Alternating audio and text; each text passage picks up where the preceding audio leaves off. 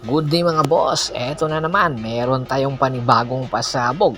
Mukhang malapit na nga itong si CJ Perez pakawalan ng San Miguel Bermen. Ayon nga sa isang kuliglig ni Idol Snowbadwa, itong si CJ Perez talaga ang napipisil na ibibigay at ititrade at ilalagay sa trading block ng San Miguel Bermen, at ang magiging destinasyon nga neto ay ang Northport Batangpier.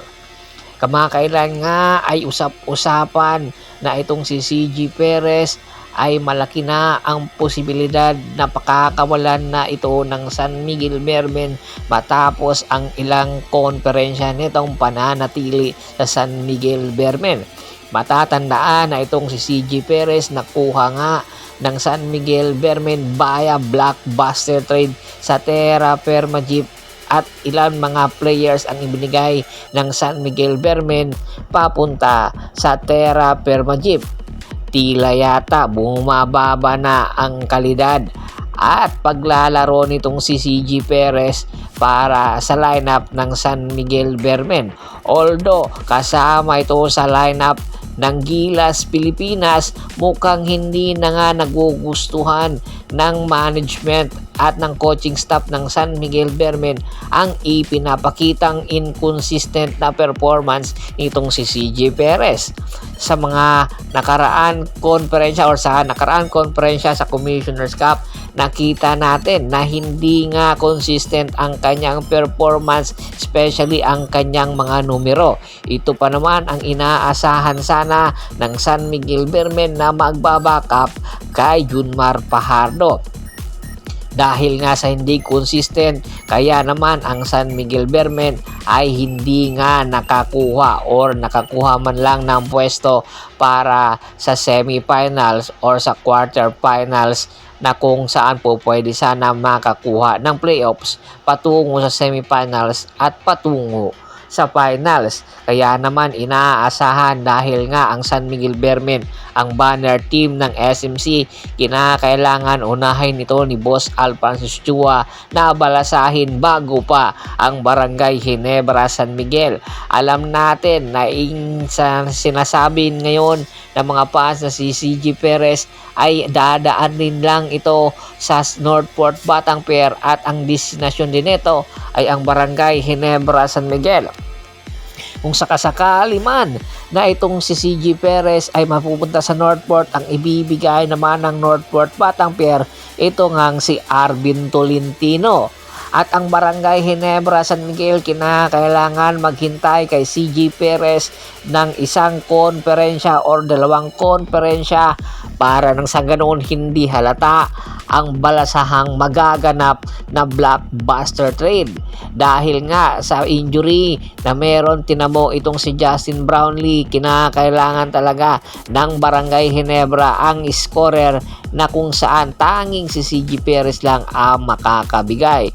Samantala, ayon din sa balita, dahil nga nahahalata na ng mga fans at ng mga sports guru na itong si Japit Aguilar panay lang ang dakdak at ayaw or nanggigigil kung hindi nakakadakdak, ay posible nang maghanap ang Barangay Ginebra San Miguel ng isang batang big man na posibleng papalit kay Junmar Fajardo. At nakikita nga ng San Miguel or Barangay Ginebra San Miguel na ang potensyal nitong si Cam Macajepa ay pupwede sa lineup ng Barangay Ginebra San Miguel. Isa itong high flyer big man na merong height na 6'10" at posibleng ipag-complement kay Justin Brownlee. Itong si Cam Macajepa ay 25 years old at kasalukuyang naglalaro ngayon sa liga sa Germany. Meron po itong outside shooting ability, high flying ability, passing ability na nakikita ng Barangay Ginebra para maging future superstar neto. Dahil nga nagkakaedad na rin itong si Japit Aguilar, kinakailangan na talaga ng Barangay Ginebra at ni Coach Timko na kunin itong si Cam Macajepa. At ayon nga sa isang kuliglig, posible kung sakasakaling man pumasok ito ngayong paparating na PBA draft si Cam Macajepa, ay ang number 1 na target ng Barangay Ginebra San Miguel ang makuha ang number 1 pick ng Terra Perma Jeep na kung saan napapabalitang ibebenta na ang kanilang prangkisa. Kaya abangan natin, malaki ang posibilidad na itong si Kamakahepa